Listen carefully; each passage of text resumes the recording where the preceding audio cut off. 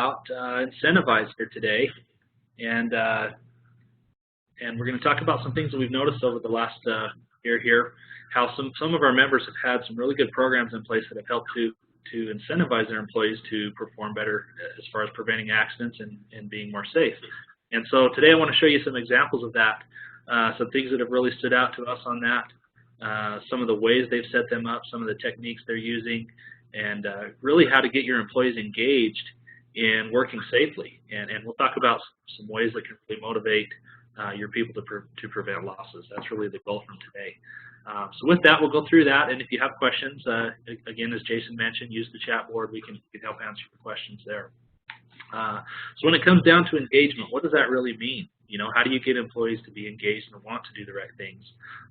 Really, an engaged employee is defined as one who is fully absorbed and enthusiastic about their work, and so takes positive action to further the organization's reputation and interests.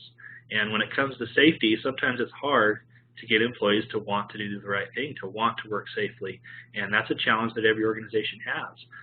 But really, when you get employees wanting to do the right thing, when you do get them engaged, it's a positive benefit for your organization. It reduces losses, it reduces costs, and there's some really good things that come out of that. So we're going to talk about how you can do that with your employees, how to get them really engaged and wanting to work safely and prevent accidents. But what does it take to motivate people? There's lots of different reasons. There's many reasons why people get motivated to do different things. And the question we have to ask is, you know, are your employees engaged in doing the right things? Are they excited to be to work? Are they excited to work safely each day? Do they want to work safely and look out for each other and correct hazards? Do they take time to look for those things?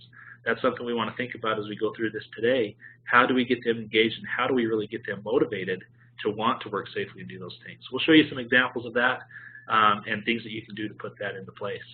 When it comes to motivation, everybody has different needs. You've probably heard of Maslow's hierarchy of needs, where there's some basic needs that need to be met in people's lives, and once they have those basic needs, they go up to the next level of psychological and self-fulfillment. But there's different reasons why people come to work. There's different things that motivate them, and sometimes it's, you know, not just money. Money isn't really everything to people. They want to have a good place to work. They want to be excited about it. They want to fulfill their life and their purpose in life. And so there's different things that motivate people.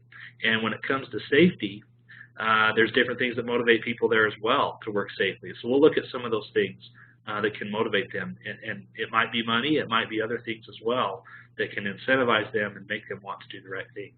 But ask yourself, you know, why do you come to work? Why do your employees come to work each day? What's the real driving motivation behind that? We'll look at some things that can help with that as far as safety and preventing losses. So steps to engagement. How do you get your employees engaged, and you know what goes involved with that in doing these certain things? First of all, it really creates a great awareness, and if you have awareness around it, employees can understand the reasons why it's important to work safely, why they need to do the things they need to do, the purpose. Creating that awareness and follow-ups can really help with that, and that's the first part, is making it aware of the importance of that. Second part of engagement is participation. Having employees participate in programs, participate in things that get them involved, where they're coming up with good ideas, looking out for each other, and actually taking action to participate in preventing losses. That's one way to get them engaged. Performance tracking is another, and we'll look at some examples of this, how you can look at safety performance, how you can see in each employee and in departments and in your organization how the performance is going to help track that. And then ultimately, with engagement, recognition goes a long way. Everybody likes to be recognized for doing a good job. Everybody likes to be told they've done a great job. And incentive programs are one way that can do that. It gives that regular recognition and encourages and motivates employees to get involved in doing the right things. So like I say, recognition is critical. It's very important to all employees. They want to know that they're doing a good job.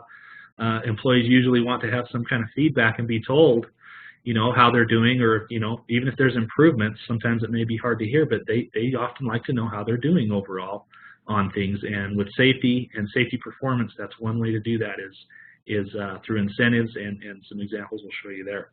So incentives can take many forms. You know, one way is to tell them.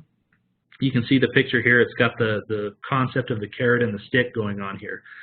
Sometimes dangling that carrot out in front of an employee can really make a difference. It makes them want to strive and do more and do better if there's something in it for them, if they're getting some benefit from that. And so that's one way. And the other way we'll look at is with the stick, pushing them, prodding them along to get them to do the right things. We'll look at examples there. But telling them how they're doing can go a long way. Doing performance reviews really helps, and we'll look specifically at incentive programs today, how that ties into safety, and the best way to set those things up to promote safety in the workplace and help your employees do the right things. When it comes to incentive programs, again, there's a lot of great benefits that come from it, and we have found that if they're set up in certain ways or if they're done the right way, with the right intent and right approach to those things, that they really can be effective. And I'll show you some of those things that we've seen in membership here at the Trust. People that have been doing these for a while now, there's some really common things that they're doing that have worked well for them, and I'll show you examples of that. But it encourages correct behavior. It gets employees to do the right thing, gets them to work safely, gets them to participate in those things. You'll see leadership involved in this, and that's one of the key elements of any safety program, whether it's incentive or just any type of program. The leadership and commitment from the top is critical to promote that, and it really leads employees in the right direction to work safely. One thing you can do is build on positives. Identify things that they're doing great. Look at positive things that are being done as far as hazard corrections, or things they're not just correcting what's wrong, but looking at positive things and encouraging and motivating in that direction can make a big difference. So we're going to look at incentive programs and why it really is important, why it might benefit your organization, and some good things that can happen. Why do people do incentive programs? Why is the Trust talking about this? You may have noticed that we've talked to many of you about the importance of a safety incentive program and how it can benefit you. But why? Why do we take the time to talk about this? The goal is really to reduce losses. We want to reduce the losses there. We want to save money. You think about what happens when you have higher losses than expected, and you have your EMOT that goes up. Well, your premium goes up with that, and there's a lot of cost involved there. If we can put programs in place that reduce those losses and get those things down, it saves you thousands and thousands of dollars, and it benefits everybody in the pool when it comes to that. So that's a really great benefit to an incentive program is the financial benefit that comes from it. Another thing is building morale, having a work team that works together well, that's engaged in being safe, that's looking out for each other, that's doing positive things. It makes people excited about their job, makes them want to do a better job when things are going the right way. And it's a great way to motivate people to do a good job, that you might even have other benefits from that, not just from preventing losses, but it may impact your efficiency and productivity. You may have some positive impacts that go from increasing a good morale in the workplace. And safety culture, that's a big part of why people enjoy their job, is when they feel safe, they feel like they're doing the right things. It just makes a really good place to work, and it improves that safety performance of your organization. So again, why do we do incentive programs? Why are we talking about these things? Why do we feel that they're important? Well, it's these benefits right here that can really benefit your organization, and that's why we talk about them. Who should be involved with a safety incentive program? We've looked at some organizations where they have all of their employees involved in it. It could be every employee, maybe depending on the size of your entity, you may consider having all of them. Some are so large, or they've identified specific losses that are happening more in one department than the other, that they'll do an incentive program specifically for one department. I've worked with some that have 4 incentive programs going on for 4 departments that are having the most losses at their organization. So you can look at that. You can divide your employees into teams. I've seen police departments that do this by squads. Divide them up, put them in teams that work well together, whether it's a natural division in the organization or not, or whether you feel like you want to divide people up to have them on a team to work together. That's one way that you can do that. And I'll show you some more examples of why there's impacts of having the teams work together. But look at who you want to have in there. Maybe you have more claims coming from one part than another, and that might be where you want to put your focus and your efforts there. So it can really vary on who is involved in your program. We always talk about accountability, and that's really part of any program with anything safety related. It's important to hold people accountable. We have found in looking at these incentive programs that members have done that it seems to be a trend there that there's a lot of effective improvements in their safety programs. We're seeing a lot better performance in their program when they have it set up by teams, when you have people working together. And some examples of this are there's been a program set up where if an employee on a team has one accident, then everybody on that team misses out on the incentive. And what that encourages is employees to work together. And it encourages people to look out for each other because they don't want to lose out on their incentive as well. They want to do well as a team, and it's really done a good thing to kind of promote that as a team-focused effort. So if they win and lose together, there's some accountability there to not mess it up for the rest of the team. And we found that that's a very effective approach to having a safety incentive program. So again, you can do this in teams or departments or however you want to divide it up. But the accountability part of it ties in there, where people are looking out and really encouraging and motivating each other to do well. We've seen examples of that. That's been a good thing there. Another thing to consider is when. So when do you do the incentive? How often do you give an incentive? When do you follow up on it? That's kind of an approach we need to think about. But really, it should be frequently. It should be regular. Our recommendation is that it's at least monthly. If you think about it, if you get all your employees together and you talk about an incentive that you're going to give them at the end of the year, and they have 12 months to work toward this, well, what if it's nothing that motivates them that they have to think about all year long and they have to wait till the end of the year to get their reward? It may not motivate them as much as if they heard about something regularly or frequently. And so that's why we recommend monthly. A monthly follow-up to good performance is that regular motivation that can happen to have some good results there. So we recommend monthly. Some people have done every 2 weeks. Some people have done quarterly. But again, you have to find what motivates your employees. And typically it's that regular, frequent follow-up from management that encourages and promotes things, and they can see that it's important to everybody. That's what really makes the difference, is doing it frequently. So consider that when you're looking at your program to set up. What do we want to track? What kind of things do we want to look for in an incentive program? Looking at any type of an injury, personal injury, any type of auto accidents, any property damage, things that employees can control. We want to look at those things, and that's what we want to have in a safety incentive program, is looking at those things and tracking it to try to prevent those things. Really, any type of injury is critical there to look at. What kind of rewards are out there? So we've seen many examples of this. There's many across the state that are doing this. We've talked to many members and got some examples and some feedback on what's working for them and what's motivating their employees. But again, you have to find what works for you, what works for your organization, and what motivates your employees. Some people are doing a cash award, a financial incentive. Maybe there's a dollar amount of a bonus that they get if they go maybe each month or quarterly without accidents. There might be a bonus there. I know of one group that at the end of the year, they're giving out hundreds of dollars to employees that go all year that are accident-free.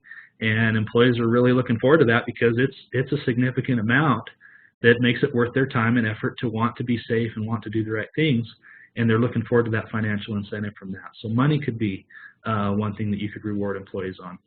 Another group is doing PTO, paid time off, and that's a favorite of many employees. Everybody wants some PTO or some vacation time. There's examples of that, whether it's maybe they go 1 month and they get 1 hour of PTO for each month that they're accident free. And so there's ways you can do that. There's ways that you can tie that in. Some groups are doing food. There's a hamburgers and brats. We'll talk about an example there. Lunch parties, pizza parties, barbecues. Some people are doing a monthly barbecue for their staff that go accident free. Food is something that can motivate. Even as simple as a little hamburger, might make a big difference for somebody, where they get together, they talk about it. It builds that morale. There's some real things that can incentivize people there. Gift cards are another. Amazon gift cards are an example. You go monthly, you might get a reward or a gift card. Even raffles. Raffles where you track their performance throughout the year. Each month, if they're going accident-free, they get a submission into for a drawing or a raffle for prizes. Those are things that can motivate people. And these are things we've heard of that people are doing. Some of these have worked really well for some to do these things the right way. So we'll look at that, of what they're doing. One thing to think about, though, is the amount has to be meaningful. Like I said, if you tell somebody that, if they go all year without an accident, they get, maybe $10 at the end of the year for going all year long, it may not be meaningful to them. Whereas $10 per month might be significant. But you have to find that balance of what really is going to motivate somebody. What's the right amount? What's the right reward? What is it that's going to make it worth their effort to want to do the right things, to want to work safely? That's something we need to look at. It may be different for some people. For some people, $10 might be, might really spark their interest, might be a really big deal to them. Whereas some, it might just be a lunch, or it might be, potential to get a really good gift through a raffle. There could be different things that motivate the employees, and the key is you have to find what that is. Find that balance of what is it the employees want, what is it that would really motivate them to do the right things, and that could be different for different organizations or staff or whatever it is. So there's many ways you can give these rewards. Here's some other examples we'll look at. There's a group that does safety bucks, is what it's called, and if people find them doing the right things, they see good things going on, they get awarded a safety buck, and they can turn that in later for some PTO or use it towards raffles or other examples like that. So safety bucks are kind of a direct reward where the employee is actually doing something positive, whether it's correcting hazards, looking at doing a safety observation, reporting accidents, anything positive that benefits the organization as far as safety, you can give a direct reward for that. Other examples are safety tokens. Again, you catch somebody doing the right thing, you give them a token, it increases that motivation and that recognition for doing the right things. So direct rewards are one way that you can have incentive programs work. Other rewards are for the whole organization. Like I said, there's one district here in the state that does a burgers and brats, and they do this during their busy time of the year. They get their employees together when they're accident-free. They hold a meeting. They talk about safety. They celebrate with having a barbecue with burgers and brats. And this organization has found that to be a great thing for them. They attribute it to a lot of the success they've had in lowering their accidents. And it's a great time to get everybody together and talk about, how they're doing, reinforce that safety, have management there to push it and commit to it. There's been some great things happen around that. Other people have done parties. You could do lunch parties. You could have a get-together. I've heard of some organizations doing gifts like hats and shirts. Maybe it's a safety-related T-shirt, or maybe it's some nice safety glasses that are given out, something to show that they're doing the right thing and getting rewarded for that. Those are examples where the organization could give out things there. I also talked about bonuses, with the example where somebody gets, hundreds of dollars, or maybe they get a bonus tied to their performance at the end of the year. That's a way an incentive program can work. One of the things you have to be careful, though, is we have to be careful of discouraging non-reporting. If there's an accident, somebody may feel like, well, if I report that accident, then I'm not going to get my incentive. And there's been some questions about that. There's been, one of the concerns of people that set up a safety incentive program is, what does that do to non-reporting? And the key to that is you have to think about, well, that's part of the job. You have to report an accident if it happens. That should be a mandatory policy that, if you go without reporting an accident, there should be some disciplinary action for that. And you'll have to hold people to that and make sure that that's not happening. Because there has been concerns about that, but the best way to do it is be upfront about it, let them know that, this is the policy. We have to report accidents and make sure those are happening. So we'll talk more on that on ways you can go around that without having the non-reporting go with an incentive program. But here's some examples of some of those winning incentive programs we have. We've shared this with many of the members already around the state, and there's several examples, but they have a written description here of what they're doing. Safety bucks, burgers and brats, cash awards. There's some really good examples, and they've had success with it. They've made it work because management in these groups have been committed to it. They've set it up in the right way that it works for them, and employees are finding that it motivates them. They're finding that it's doing the right thing, and they're lowering their losses with these things. So if you need more information on that, we can share more of these with you as well. But looking at these, talking to all the members that we have throughout the past year, we've tried some sample programs with some members. We've had discussions about what's working for others, what's not, and we've actually found some things that really stand out as far as making it the most successful program. When it comes to safety incentive programs, here's some of the key things that we found really attribute to making it work. First of all, keep it simple. Sometimes organizations have been overthinking it. They've been trying to make it too complicated, or it seems like a daunting thing to put a new program into place. We found that if you can keep it simple, it's a lot easier to put in place. Employees buy off on it, and it's more effective if you keep it simple instead of trying to make it way complicated or too many details or too many factors of the program. keep it simple if you can. That's one of the best ways. And probably the number one thing that really stands out to a successful program is having a good management commitment. We've found that those that have maybe a director or a manager or somebody that's overseeing the whole operation, if they're really committed to doing a safety incentive program and they do some regular follow-ups with these employees that are involved, we found that that's what really drives the success.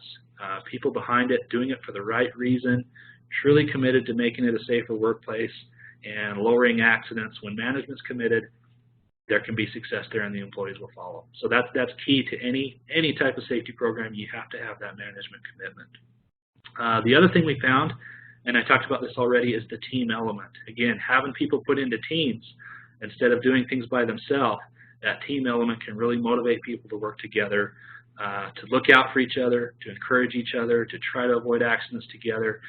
We found that that's one of the most successful ways in an incentive program is by putting people into teams. Visible results is another thing that we saw. People want to see how they're doing. And you can do this like on a tracking sheet. You could have it done with graphs, something to compare how each team is doing and kind of showing that competition. People want to see that. And if there's visible results that they can see month after month as they're followed up on, they can clearly see how they're doing. They can see how they stack up against the others. And it encourages that to work together to do a better job. So keeping it visible is a great way to do that. And I'll show you a couple examples how you can make that more visible to your employees. Again, the other thing that we found for success is frequent rewards. Monthly is a lot better than going an entire year or half a year or maybe even quarterly when they're getting their incentive. That monthly regular follow-up from management, maybe in staff meetings or holding a safety meeting together, that regular frequent follow-up goes a long way to having a successful program. And then again, the recognition and follow-ups. People want to know how they're doing. They want to be praised for doing a good job. And if management's committed to that and they're doing the right things and they're encouraging, recognizing the teams and employees that are doing well, we find that these are the things that really make a successful program. So if you're going to put one into place and you're thinking about that, or even if you already have an incentive program, you might consider putting some of these other things in place that really might make it more successful and effective for you.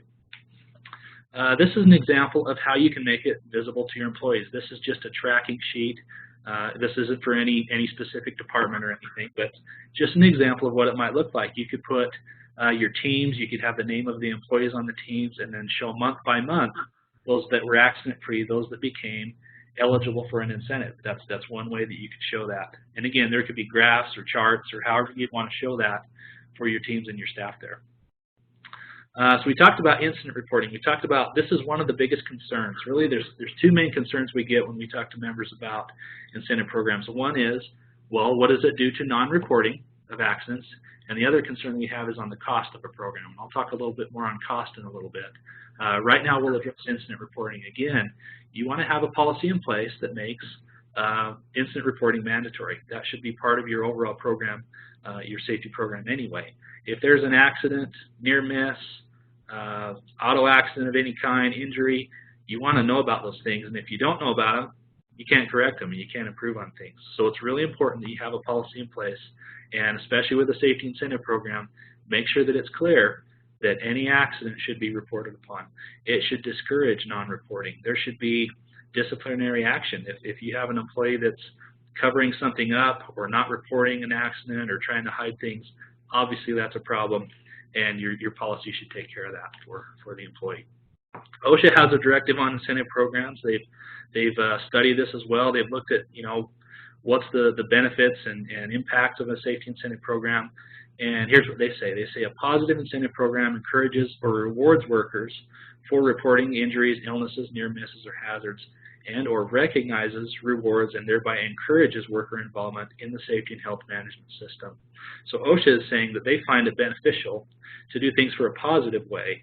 Again, if employees are reporting an injury or near miss, there should be some not necessarily taking a negative action, but encouraging them to do that. Maybe you make your incentive program something that focuses on giving rewards for doing the right things, for reporting accidents, or for correcting a safety hazard, or for doing an inspection of the workplace to prevent an accident or correct situations. Those are things that OSHA finds beneficial in incentive programs, looking at the positive and not always on the negative. And that's something that may help as well to avoid that non-reporting of accidents if you are encouraging the positive things that are done there. So with communication, this is always important in anything we do, but with a safety incentive program, you want to communicate, why you're doing the program. Tell your employees why, what's the purpose, tell them the benefits and the impact of things. If there are accidents, how that affects them with the program. Make sure there's no surprises. Make sure expectations are set, that people know what the rewards are, what the potential there is for a reward, and let them know, timely feedback. Do those regular follow-ups each month. If teams are having accidents or if there's needs for improvement, that immediate follow-up, that immediate feedback can be a really good thing, telling them those things. You may have to sit down with the teams or employees individually, or maybe you do it in an entire staff meeting where everybody's together. You can talk about the performance and how things can improve, but communication can help that. Really, it's to create awareness, and it gets everybody on the same page. It gets all the teams and the employees and the departments working together to make sure they know what the goal is to prevent those accidents and see how they're doing throughout the year. Again, this could be at a staff meeting. People do this sometimes with maybe a heads-up communication. This could be like an email that's sent out, or some kind of newsletter, some kind of notification that goes out that tells everybody how they're doing, how the program's going, how their losses are doing throughout the year. That's something you might consider. People will often put up signs. Maybe there's a break room where you could put up the performance or tracking of how the teams are doing. Put it up on the wall with some charts or some printouts that people can see and be reminded about things. Really helps to create that awareness and keep people on the same page there as far as how the program's going. We find that safety incentive programs are best to be tracked to make sure that there's some metrics to it to see how people are doing. And the concept of this is, if you don't keep score, you're only practicing and will never win. Well, it's kind of like that in a ball game, right? If you don't keep score, you never know who wins. With a safety incentive program, it's good to keep score. It's good to know how people are doing and let them see and get some feedback on that. It will encourage that strive to do better. It will increase maybe some competition between teams to want to show that they're being safe. Nobody wants to be on the losing team, and metrics can help to encourage that, to make sure that's happening. So track those things. Use the tracking sheets or other examples that you might need to track those things. And again, you've all heard of the concept of the participation trophy, right? We've all heard about things how, kids play sports and they feel like, nobody really won if everybody gets a trophy. Well, it's kind of the same concept with a safety incentive program. You don't want to reward everybody that's having accidents or not. You want to reward the ones that are doing the right things. Give them the recognition. Give them the award or the trophy, so to speak, so that they can see that they're doing the right things. It encourages that. And on the other hand, those that don't meet up to expectations, maybe they're having accidents or damaging things or having property damage, let them know that, you know what, you missed out on this award because you guys didn't quite meet the expectation. It's important to do that, to give everybody a chance to do the right thing. And then if they don't, build them up, motivate them to do better. And a safety incentive programs can do that to help motivate, to get them doing the right things on the right track. So I got a few more examples here of programs that we have. This is an example of a tracking sheet that we've used for another member here in the state. And they use this for their drivers. They were having auto accidents, and the drivers here had a program where they placed their drivers into teams, and then we track this on a monthly basis. We could compare with how their claims were happening over previous years. We could track it monthly and see which teams were having accidents each month, and we could use that as a visual to show them and really follow up each month on how they're doing. And so this is just one example of how you can do it. There's many others, but this seemed to work well for them to have a monthly follow-up and see how they're doing on their performance. With that, they were put into teams. These drivers were put into teams, and they tracked how many months they were accident-free. They tracked how many incentives they were getting, their percentage of time that they were accident-free. They could see that, and it would list the driver's name. It would list out the teams, and it was very visible and transparent that everybody could know how they're doing. And they found this to be a great thing. It increased that competition. It made people want to do the right thing, to strive to get that reward. And this is just one example you might consider doing for you as well if you do a safety incentive program there. So again, one of the things people talk about is, one of the concerns is, well, what's the cost? What's it going to cost me to put a safety incentive program in place?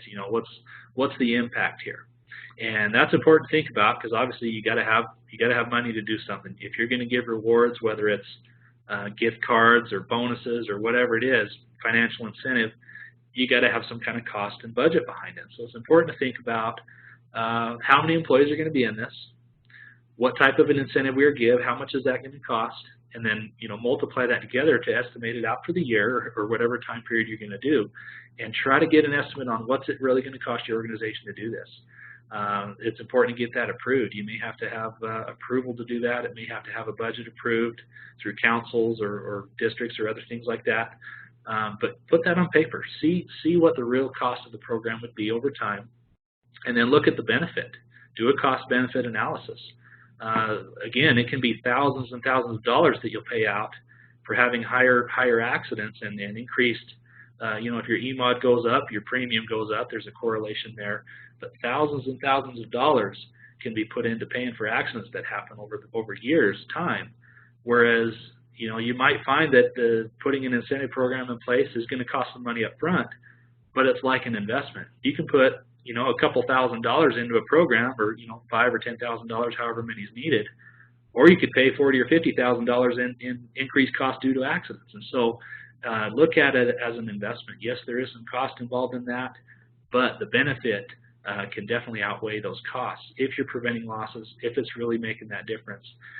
Some organizations have found that this has worked for them. They've done it the right way. They've set it up with these ways that we've talked about. And yes, there's some cost they pay into providing lunches and PTO and things like that. There's cost there. But if it's reducing those losses, it's a no-brainer investment. It's something people really want to do to have a positive impact there. So think about the cost and the benefit that can be there. Definitely reward your participation. Again, there's ways you can do this. We talked about positive incentives where people do the right things, submitting ideas for safety or reducing accidents because they're reporting near misses. That's one way you can go about it. That's one way to do rewards that really go a long way. You've heard of the concept of the carrot and the stick, and sometimes dangling that carrot really does motivate people. It makes people strive to get that extra, maybe it's an extra bonus or an extra cash incentive or something. That can really help, but so does the stick. And the stick here would be, if somebody's not performing up to expectations, there needs to be some kind of discipline. If they're having accidents and they're having them regularly, and things are going on, it's important to sit down and find out why those accidents are happening, and there might be some discipline that needs to go along with that. Make it a disincentive to have accidents. Really, I was talking to one organization one time, and I said, well, what's your incentive program? And they said, well, if they don't perform safe and they're not doing the right things, they're going to be without a job. And in a way, that's definitely a motivator. There should be a disincentive for having accidents. If people are making mistakes and they're careless and they're not following procedure, they're not doing the things they're supposed to do, there should be some type of discipline there. And that is also one way to motivate. It will motivate people if they're not happy at work and they're getting reprimanded for things they're not supposed to be doing. It will motivate them if you hold them accountable to those things. And so consider that as well as part of your safety incentive program. It could be, here's the potential benefits, here's the potential reward, but if you're not doing the right things, here's the disincentive. Here's what could go wrong if you don't. And again, accountability ties into that. It's really important to hold people accountable there. So looking at incentive programs, I've showed you many examples of what organizations are doing. We talked about who should be involved, how you put it into teams, how there's regular follow-up. But really the whole purpose of this, the purpose why we talk about this, the purpose to a safety incentive program, it's really to raise awareness of safety. It's really to encourage safe behavior, get people doing the right things, get them on the right track. And the benefits that come from that are you lower your losses. You have less incidents, less claims, less property damages, less downtime at work. There's some benefits that come through that, and ultimately saving a lot of money. You think about the costs that go in with an accident. Sometimes there's some hidden costs and things that come down the road that aren't always up front with the cost of an accident, and whether that's premiums or increased EMOD, if you can save thousands and thousands of dollars, there's a great benefit from that. So that's really the purpose why we talk about it, or the positive things that come out of those programs, something you want to think about. So you're probably asking, well, what do I do? Okay, we've talked about it. How do you go about implementing a safety incentive program? What are the steps? And again, we want to keep it simple. We talked about if you can keep it simple, easy to follow, it's a lot easier for everybody. So here's the simple steps that you can do to put a safety program in place. Number one is identify the needs of who needs to be in that program, whether it's a department or a group of employees or all employees in the organization, whatever that is. Number one is identify what you're going to focus on, who needs to be in that program. Number two, after you decide on who's going to be there, put them into teams. Get the names of the employees, divide them up into teams, whether that's divisions or groups or departments or squads or however you want to divide that. Simply put them down, put them into teams, and we can proceed there. The number three step is decide on what the incentive is going to be. You know, what it is that's really going to motivate them, what's going to make the difference, what's going to encourage them to want to work safely. After that, you add up the totals, you give yourself an estimate, and you get the approvals or budget that you need to run that program, looking at the cost benefit like we talked about. Number five, when it's all good to go and it's approved, you kick it off with your employees. Have a staff meeting or get everybody together, have a meeting where you can talk about what the program is, why you're doing it, when it's going to start, you know, how it's going to be administered. Talk about those things and kick it off with your employees and let them know that the program's starting.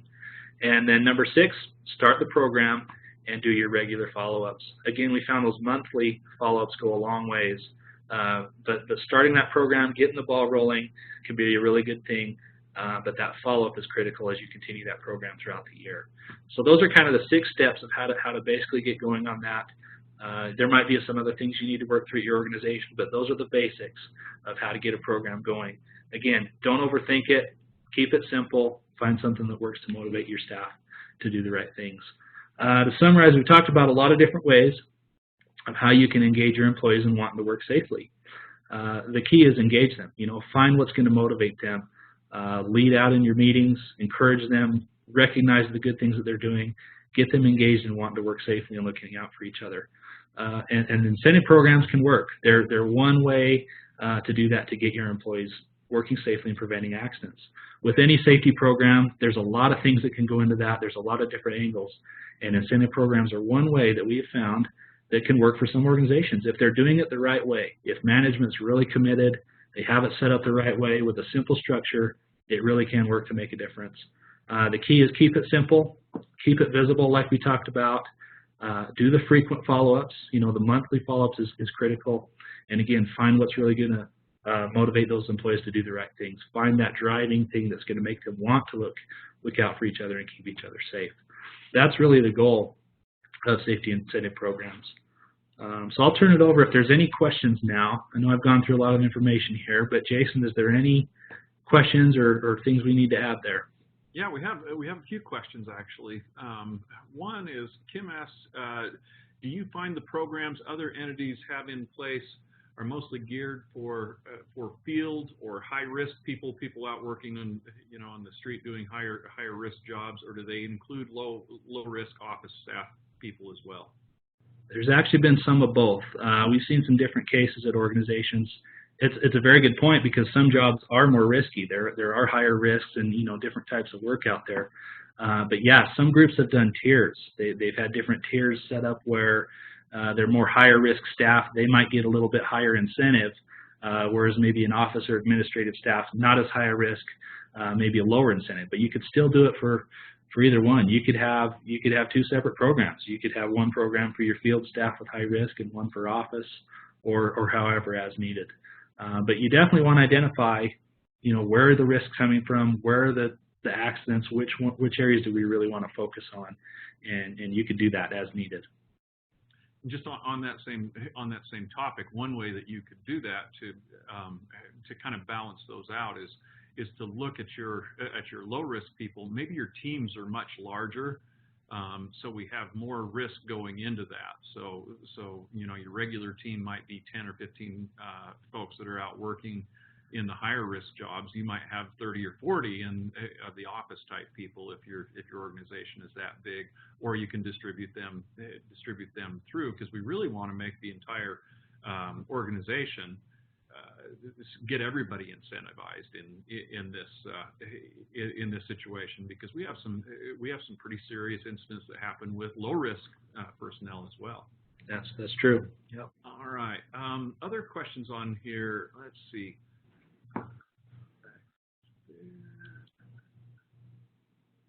Huh, where did we go? Okay, so isn't OSHA looking at with an eagle eye on incentives and safety programs? They have looked at that, yeah. They have looked at that because their concern is about non-reporting, and that's a valid concern. You know, does that encourage employees to not want to report an accident? That's really OSHA's take there. But again, if you have a policy that discourages that, that's what's going to allow you to have that program to do the right thing and still hold people accountable if there are accidents. So they have looked at that. There's been lots of discussions on that. And I think another besides the report, you know, we don't want to encourage non-reporting, but the other side of it is how we go about doing that. I think we need to look at our incentives. If I put a $10,000 per employee incentive out there, well, that's really going to incentivize people to not report, and so we have to balance those. We have to balance the incentives out with the you know, what we're trying to accomplish. Yeah. Along with that, there's a question on rewards. Do we have some statutory limits on award values? And then there's a follow-up question. You know, I don't know the answer to that. Do you happen to know that, Jason? Well, and Doug might comment on this as well. And I believe this, you know, this falls more under compensation than gifts. There is, you know, the $50 limit when it comes to gifts, but those, and Doug may correct me on this one. I haven't read the statute for a while, but I believe that's coming from outside entities. This falls more into a compensation category, which is the second part of the question. Says, do we need to remember? Let's see. If we give money, are there taxes involved, or, you know, things of value? And on those, I won't throw Brent to the wolves on that one because he hasn't had a chance to think about it. But the real answer on that one is any time that we're providing some sort of compensation to our employees, we need to get with our finance people and ask. There are certain situations where there's not a tax involved. There are others where if we're providing a bonus, you know, we're giving cash money, that's probably going to be taxable, and we'll have to track that. So, Doug, did you have anything to comment on that? Yeah, your accountant should probably have a good idea of, you know, what is taxable and what's not taxable. Obviously, if you're giving cash, you know, money is going to be taxable. You know, if you're doing a lunch and everybody comes and you do a safety lunch, and that's, you know, the reward for, you know, being safe for the month, you know, we don't put a dollar value on that hamburger that we provided for a safety lunch.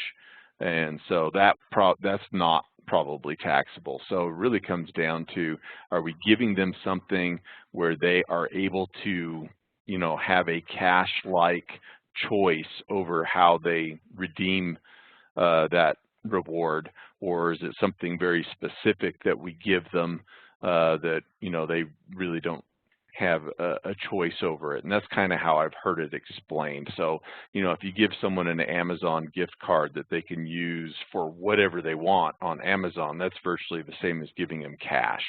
You know, but if we give them a Subway sandwich card, you know, that's just lunch.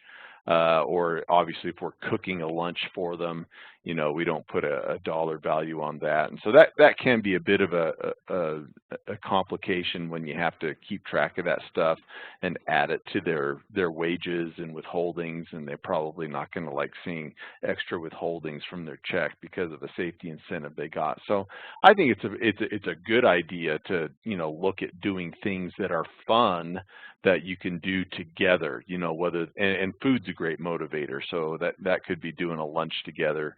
And honestly, that kind of serves another purpose as well. One of the classes we attended at our conference last week, I know one of the instructors was talking about how happy employees are much less likely to have accidents than unhappy employees. And so if we also have an element of fun around this and activities where we get to socialize together as a result and as part of the reward of for our safety program, that goes a long ways to increasing morale, which actually, if we can increase morale, then we also drive down the likelihood of having serious accidents.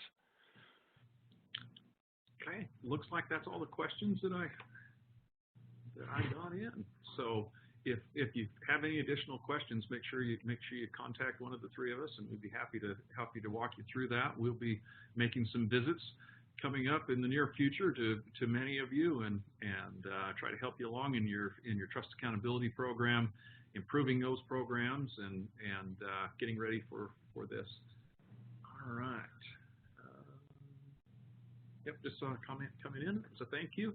Thanks, everybody. We appreciate your time on here. If you've got questions, give us a call, and we will we'll be happy to help out wherever we can. Brent, final word? That's it. Everybody have a safe day. Thanks for coming.